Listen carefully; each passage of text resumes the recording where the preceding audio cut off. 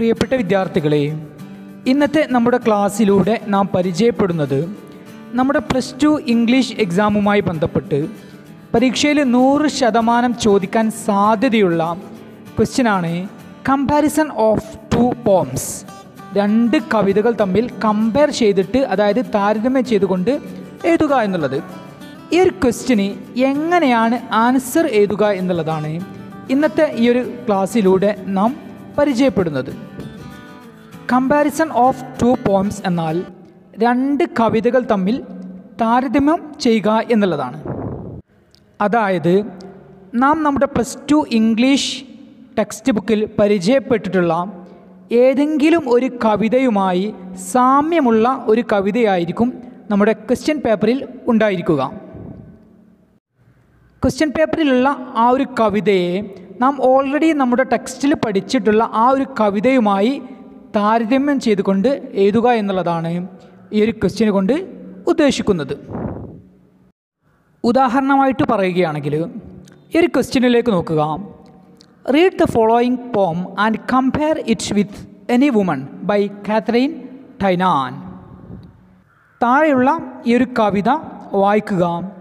Catherine Tynan എഴുതിയിട്ടുള്ള any woman എന്ന കവിതയുമായി കമ്പയർ ചെയ്തുകൊണ്ട് ഉത്തരം എഴുതുക. ഇതാണ് ഈ ഒരു ക്വസ്റ്റ്യന് കൊണ്ട് ഉദ്ദേശിക്കുന്നത്. അതായത് നാം നമ്മുടെ +2 ഇംഗ്ലീഷ് ടെക്സ്റ്റ് ബുക്കിൽ പരിചയപ്പെട്ടിട്ടുള്ള എനി വുമൺ എന്ന കവിതയുമായി സാമ്യമുള്ള ഒരു കവിതയാണ് ഇവിടെ ക്വസ്റ്റ്യനിൽ തന്നിട്ടുള്ളത്. Rock me to sleep.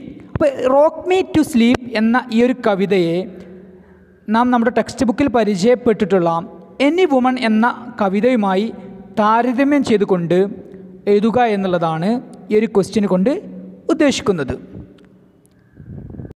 ഈ ഒരു രൂപത്തിലായിരിക്കും കമ്പാരിസൺ ഓഫ് 2 പോംസുമായി ബന്ധപ്പെട്ട ചോദ്യം ഉണ്ടായിരിക്കുക. ഇന്നത്തെ നമ്മുടെ ക്ലാസ്സിലൂടെ നാം പരിചയപ്പെടുന്നത് ഇങ്ങനെയുള്ള ചോദ്യങ്ങൾക്ക്, അതായത് കമ്പാരിസൺ ഓഫ് 2 പോംസുമായി ബന്ധപ്പെട്ട ചോദ്യങ്ങൾക്ക് എങ്ങനെയാണ് ഉത്തരം എഴുതുക എന്നുള്ളതാണ് ഇന്നത്തെ നമ്മുടെ ക്ലാസ്സിലൂടെ നാം പരിചയപ്പെടുന്നത്.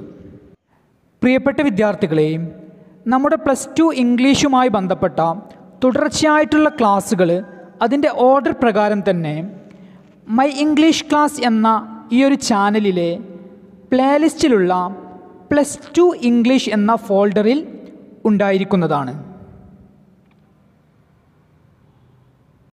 അതുപോലെ തന്നെ ബേസിക് ഇംഗ്ലീഷ് ക്ലാസ്സുകൾ, സ്പോക്കൺ ഇംഗ്ലീഷ് ക്ലാസ്സുകൾ എന്നിവ യഥാസമയം ലഭിക്കാൻ മൈ ഇംഗ്ലീഷ് ക്ലാസ് എന്ന ഈ ഒരു ചാനൽ നിങ്ങൾ സബ്സ്ക്രൈബ് ചെയ്യുക. ഇനി നമുക്ക് കമ്പാരിസൺ ഓഫ് 2 പോംസുമായി ബന്ധപ്പെട്ട ചോദ്യങ്ങൾക്ക് എങ്ങനെ ഉത്തരം എഴുതാം എന്നുള്ളതിൻ്റെ ഫോർമാറ്റിലേക്ക് പ്രവേശിക്കാം. കമ്പാരിസൺ ഓഫ് 2 പോംസുമായി ബന്ധപ്പെട്ട ചോദ്യങ്ങൾക്ക് ഉത്തരങ്ങൾ എഴുതുന്ന സമയത്ത് ആദ്യം തന്നെ നാം എഴുതേണ്ടത് ടൈറ്റിലാണ്. നമുക്ക് ടൈറ്റിൽ ഇങ്ങനെ എഴുതാം: a comparative study of the poems ABC and XYZ. A comparative study of the poems, കവിതകളുടെ താരതമ്യ പഠനം. ഇവിടെ ABC അതുപോലെ തന്നെ XYZ എന്നതുകൊണ്ട് ഉദ്ദേശിക്കുന്നത് കവിതകളുടെ ടൈറ്റിലാണ്. ഓക്കെ, അപ്പോൾ ഇവിടെ ABC അതുപോലെ തന്നെ XYZ ഈ ഒരു സ്പേസിൽ നാം എഴുതേണ്ടത് നമ്മുടെ പരീക്ഷയിൽ ചോദ്യപേപ്പറിൽ ചോദിച്ചിട്ടുള്ള ആ ഒരു കവിതയുടെ ടൈറ്റിലും അതുപോലെ തന്നെ നാം ഓൾറെഡി നമ്മുടെ ഇംഗ്ലീഷ് ടെക്സ്റ്റിൽ പഠിച്ചിട്ടുള്ള ആ ഒരു കവിതയുടെ ടൈറ്റിലുമാണ് നാം ഇവിടെ ഈ ഒരു സ്പേസിൽ എഴുതേണ്ടത്. അങ്ങനെ ആദ്യം തന്നെ നാം ടൈറ്റിൽ എഴുതുക.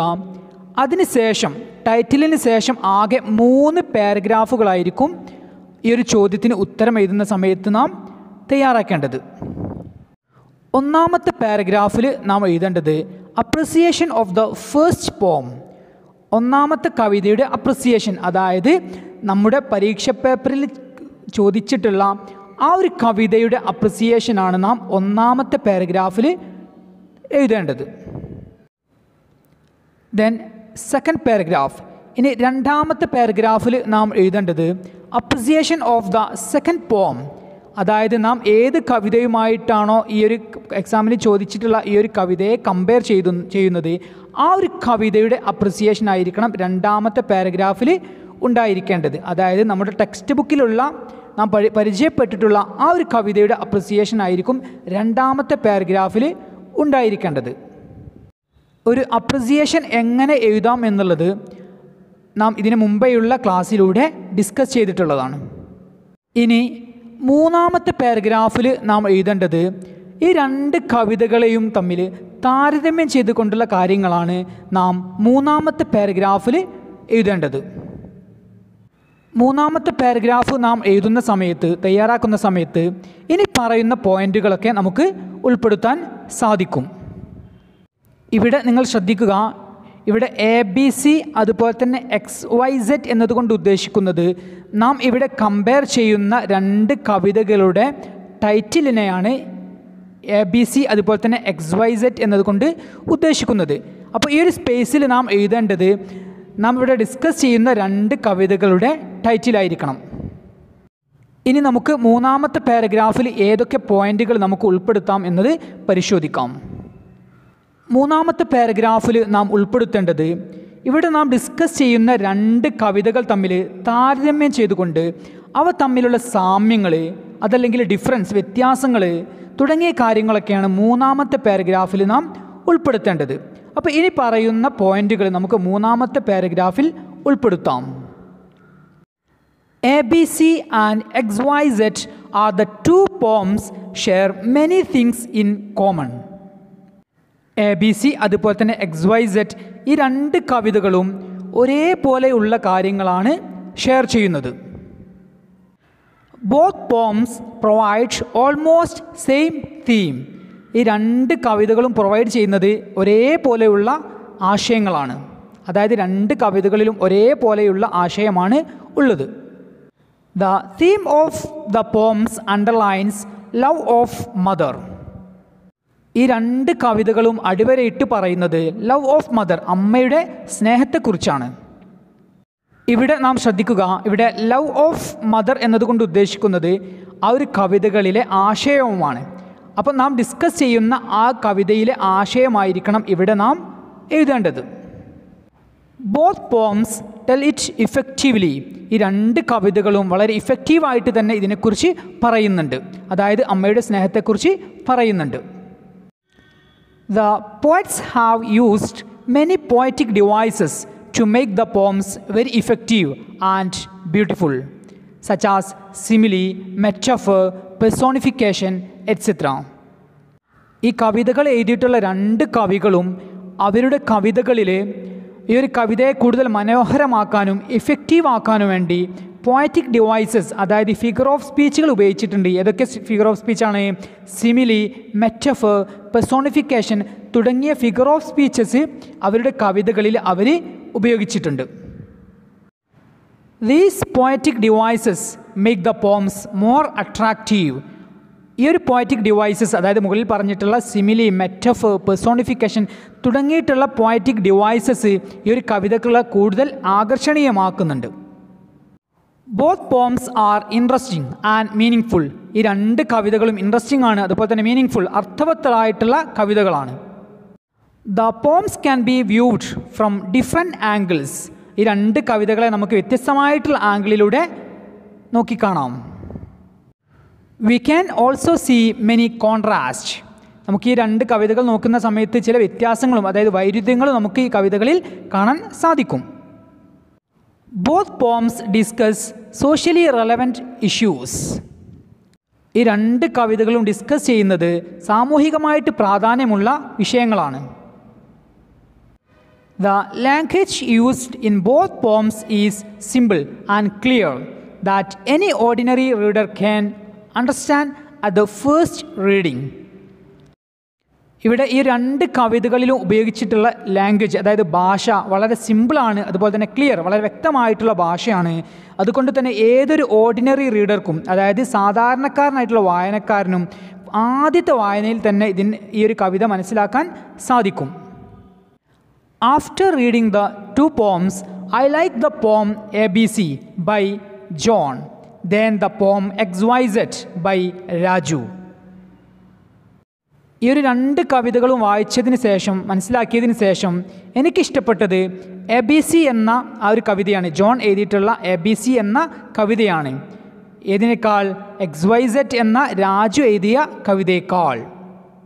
ഇവിടെ നാം ശ്രദ്ധിക്കുക, ഇവിടെ ജോൺ അതുപോലെ തന്നെ രാജു എന്നതുകൊണ്ട് ഉദ്ദേശിക്കുന്നത് കവികളുടെ പേരിനെയാണ്.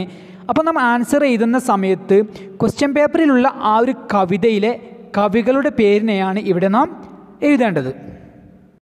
ABC has made A greater impression on me. ABC എന്ന ആ ഒരു കവിത എന്നിൽ കൂടുതൽ ഇംപ്രഷൻ ഉണ്ടാക്കിയിട്ടുണ്ട്. എനിക്ക് നന്നായിട്ട് ഇഷ്ടപ്പെട്ടിട്ടുണ്ട് ആ ഒരു കവിത. I think everyone should read and understand the 2 poems. ഞാൻ മനസ്സിലാക്കുന്നത് എല്ലാവരും ഈ 2 കവിതകളും വായിച്ച് മനസ്സിലാക്കണം എന്നാണ് ഞാൻ ചിന്തിക്കുന്നത്. പ്രിയപ്പെട്ട വിദ്യാർത്ഥികളെ, ഇത്രയും പോയിന്റുകൾ 2 കവിതകൾ തമ്മിൽ കമ്പയർ ചെയ്യുന്ന സമയത്ത് ആ ഒരു കവിതകൾ ഏകദേശം ഒരേ തീം, അതായത് ഒരേ ആശയമാണ് എങ്കിൽ ഇത്രയും പോയിന്റുകൾ നമുക്ക് ഒരു 3ാമത്തെ പാരഗ്രാഫിൽ ഉൾപ്പെടുത്താം. ഇനി നാം ഡിസ്കസ് ചെയ്യുന്ന ഈ ഒരു കവിതകൾ വ്യത്യസ്തമായിട്ടുള്ള ആശയമാണ് എങ്കിൽ ഇനി പറയുന്ന പോയിന്റുകൾ നാം 3ാമത്തെ പാരഗ്രാഫിൽ നമുക്ക് ഉൾപ്പെടുത്താം. The poem ABC discusses dash where as the second poem XYZ discusses dash. ഇവിടെ ഉദ്ദേശിക്കുന്നത് ABC എന്ന ഈ ഒരു കവിതയിലൂടെ പറയുന്നത് ഈ ഒരു കാര്യങ്ങളാണ്. അതുപോലെ തന്നെ XYZ എന്ന ഈ ഒരു കവിതയിലൂടെ പറയുന്ന കാര്യങ്ങൾ ഇത്രയും കാര്യങ്ങളാണ്. അതായത് ആ ഒരു ഡാഷ്, അതായത് ആ ഒരു സ്പേസിൽ നാം എഴുതേണ്ടത് ആ കവിതകളുടെ ആശയമാണ് അവിടെ നാം എഴുതേണ്ടത്. In ABC the language is simpler than that of XYZ.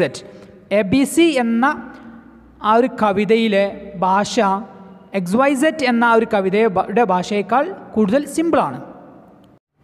We can easily understand the idea of the poet in ABC. ABC എന്ന ആ ഒരു കവിതയിലെ കവിയുടെ ഐഡിയ, സങ്കല്പം നമുക്ക് പെട്ടെന്ന് തന്നെ മനസ്സിലാക്കാൻ സാധിക്കുന്നു. ഇങ്ങനെയുള്ള പോയിന്റുകൾ നാം ഡിസ്കസ് ചെയ്യുന്ന കവിതകൾ വ്യത്യസ്തമായ ആശയമുള്ള കവിതകളാണ് എങ്കിൽ നമുക്ക് ഉൾപ്പെടുത്താം. സാധാരണയായിട്ട് പരീക്ഷയിൽ ചോദിക്കാൻ സാധ്യതയുള്ളത് നാം ഓൾറെഡി പഠിച്ച, അതായത് നമ്മുടെ ടെക്സ്റ്റ് ബുക്കിൽ പഠിച്ചിട്ടുള്ള കവിതയുമായി സാമ്യമുള്ള കവിതകളായിരിക്കും ക്വസ്റ്റ്യൻ പേപ്പറിൽ ഉണ്ടായിരിക്കുക. അങ്ങനെയാണ് എങ്കിൽ നാം ഓൾറെഡി ഫസ്റ്റ് ഡിസ്കസ് ചെയ്തിട്ടുള്ള ആ ഒരു പോയിന്റുകളായിരിക്കണം കമ്പാരിസൺ ഓഫ് 2 poemsവുമായി ബന്ധപ്പെട്ട് ഉത്തരങ്ങൾ എഴുതുന്ന സമയത്ത് 3ാമത്തെ പാരഗ്രാഫിൽ നാം ഉൾപ്പെടുത്തേണ്ടത്. പ്രിയപ്പെട്ട വിദ്യാർത്ഥികളെ, ഈ ഒരു രൂപത്തിലായിരിക്കണം കമ്പാരിസൺ ഓഫ് 2 poems, അതായത് 2 കവിതകൾ തമ്മിൽ താരതമ്യം ചെയ്തുകൊണ്ട് എഴുതുന്ന സമയത്ത് ഉത്തരമായിട്ട് നാം എഴുതേണ്ടത്. അതായത് ആദ്യം തന്നെ ടൈറ്റിൽ എഴുതുക, അതിനുശേഷം 3 പാരഗ്രാഫുകളായിരിക്കും ഉണ്ടായിരിക്കുക. 1ാമത്തെ പാരഗ്രാഫിൽ ഒരു കവിതയുടെ, അതായത് ക്വസ്റ്റ്യനിൽ തന്നിട്ടുള്ള ആ ഒരു കവിതയുടെ അപ്രിസിയേഷൻ എഴുതുക. 2ാമത്തെ പാരഗ്രാഫിൽ നാം ഓൾറെഡി നമ്മുടെ ടെക്സ്റ്റ് ബുക്കിൽ പഠിച്ചിട്ടുള്ള കവിത, ആ ഒരു കവിതയുടെ പേര് എക്സാം പേപ്പറിൽ തന്നിട്ടുണ്ടായിരിക്കും. അപ്പോൾ ആ ഒരു കവിതയുടെ അപ്രിസിയേഷൻ ആയിരിക്കണം 2ാമത്തെ പാരഗ്രാഫിൽ നാം ഉൾപ്പെടുത്തേണ്ടത്. അതുപോലെ തന്നെ 3ാമത്തെ പാരഗ്രാഫിൽ നാം എഴുതേണ്ടത് മുകളിൽ നാം ഡിസ്കസ് ചെയ്തിട്ടുള്ള ഈ 2 കവിതകൾ തമ്മിൽ താരതമ്യം ചെയ്തുകൊണ്ട് അവ തമ്മിലുള്ള സാമ്യങ്ങൾ, അതല്ലെങ്കിൽ വ്യത്യാസങ്ങൾ, അവയിൽ ഉപയോഗിച്ചിരിക്കുന്ന പോയറ്റിക് ഡിവൈസസ്, അതുപോലെ തന്നെ ആ ഒരു കവിതകളുടെ ഭാഷ തുടങ്ങിയ കാര്യങ്ങളൊക്കെയാണ് 3ാമത്തെ പാരഗ്രാഫിൽ നാം ഉൾപ്പെടുത്തേണ്ടത്. ഇനി കമ്പാരിസൺ ഓഫ് 2 poemsവുമായി ബന്ധപ്പെട്ട് ഒരു ചോദ്യവും ആ ഒരു ചോദ്യത്തിനുള്ള ഉത്തരവും നമുക്കൊന്ന് പരിശോധിക്കാം. Read the following poem and compare it with any woman by Katharine Tynan. താഴെയുള്ള ഈ ഒരു കവിത വായിക്കുക, മനസ്സിലാക്കുക, എന്നിട്ട് കാത്രൈൻ ടൈനാൻ എഴുതിയിട്ടുള്ള എനി വുമൺ എന്ന കവിതയുമായി കമ്പയർ ചെയ്തുകൊണ്ട് ഉത്തരം എഴുതുക.